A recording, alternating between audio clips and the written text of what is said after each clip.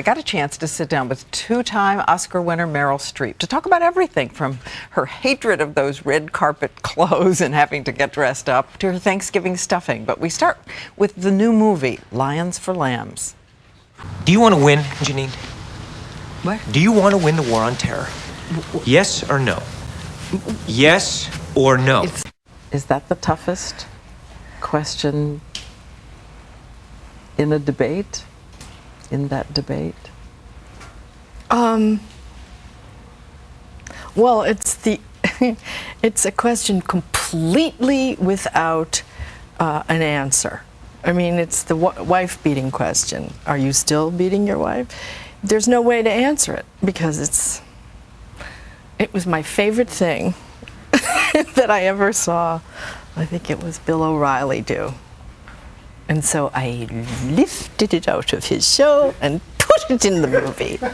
Really? Yes. Do you want to win? Don't you want to win? Yeah.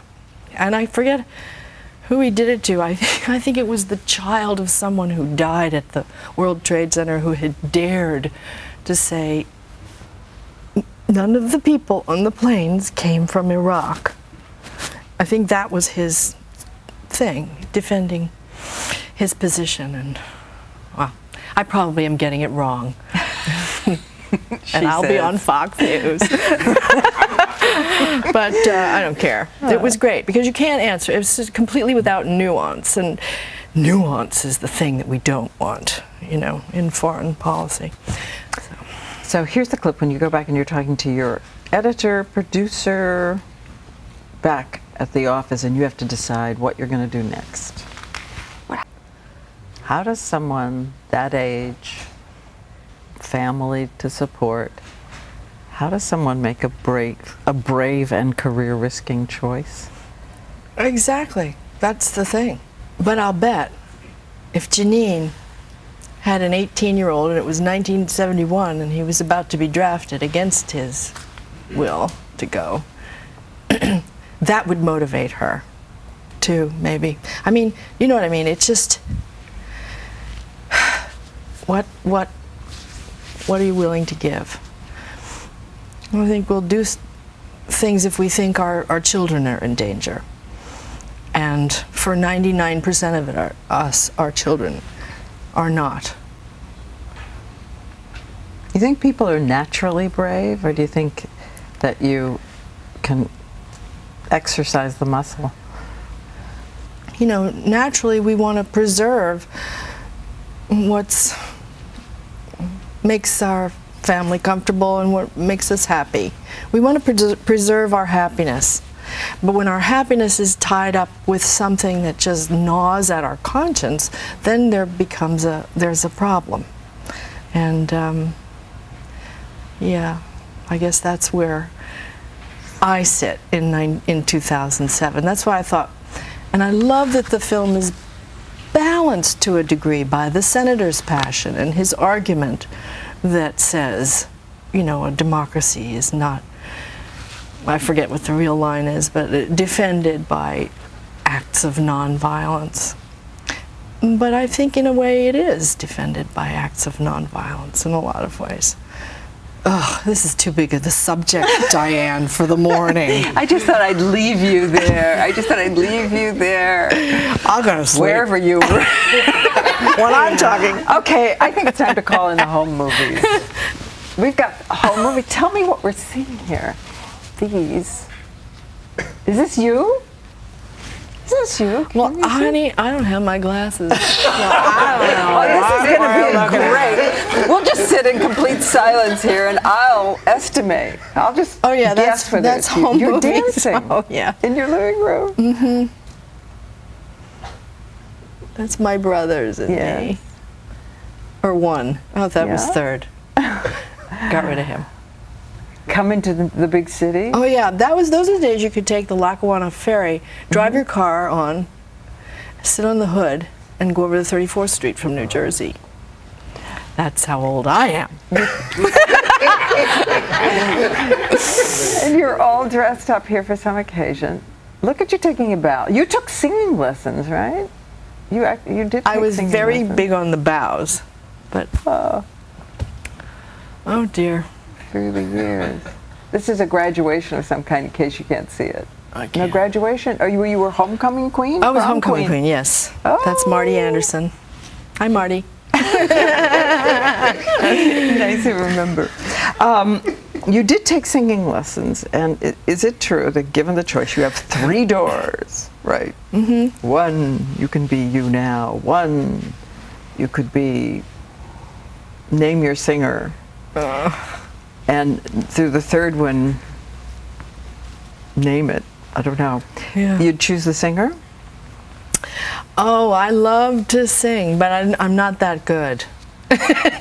So, I mean, I know really, the problem with being as famous as we are, we know a lot of really great artists, and I know great singers, and I know exactly where I go on the scale of that. So, I'm humble. Believe it or not, I know the limits, but I do love it. I really do love it. In that case, from 1981, Alice at the Palace. Starting smaller, growing bigger, changing worlds, fast as you can think, fast as you can think. I have never been in such a state before. Never been in such a state before. Never been in Wonderland before. Never been in Wonderland before. I suppose this is a regular day if you're mad.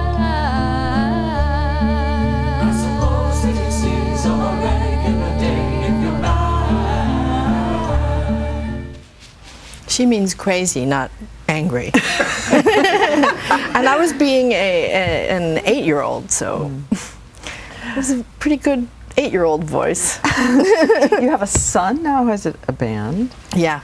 And you have a daughter who's in the theater. What have you said to them about the toughest part, the rejection part? Well, they don't need to be told about that because I have a lot of friends who are actors who've been around me all my life and who have not enjoyed the success that I have, but who they all feel are much more talented. Rejection begins at home. Exactly. So they've seen how life is not fair, and you know, the biggest imagination and sort of daring artistry isn't always the one that's rewarded on TV and movies, and so they see that. I think they're pretty sanguine about what they're getting into. They're ready to do it. Even that, and also it's like they're kids. They think they're invulnerable, you know, and they have great hopes and talent and energy. 1990. Hi, I'm Meryl Streep, and this is Mamie and Gracie Gummer, and we're from Salisbury, Connecticut. We'd like to say good morning, America. Oh, God. Good morning, America. Can I have that? Oh my God! Good morning, America. Cute. You love the tentative little cadence. Oh There. God! So I have to ask you, because we're coming up upon, are there Thanksgiving traditions that you maintain? Yeah, we get together, my brothers and I, and our families, and we have a lot of little musicians in our family, and kids all play. It's my absolute favorite holiday. And I cook and I swear and I sweat and I complain, and then I say, it's my favorite holiday afterwards, you know? And but it's great. Everybody's full, and then What's your is it a tour de force or your pièce de résistance? Which one is it? Which is it your stuffing that leaves them wanting more? You want to talk about my stuffing? I feel I know you well enough now. My there a stuffing is pretty euphemism? good. I know. I roast chestnuts. This is one of my earliest memories, is my mother bringing me into New York and buying those chestnuts on the street. And she'd take a bag home and chop them up, make stuffing. And then she showed me how to cross-hatch the things and put them in my grandmother's pan. And and roast them on top of the oven. And then I make chestnut and sausage stuffing. It's okay. It's not great, but we have to have it. Yes, exactly. Good or bad, we're gonna have it. All right, last thing. What's the most frustrating thing about being you right now? Oh, the attention to what fashion, you know, for people. Like, and I'm always in a dilemma. Do I take the free dress or do I buy the dress? I feel better in myself if I buy the dress, and then I think, my God, these clothes are expensive.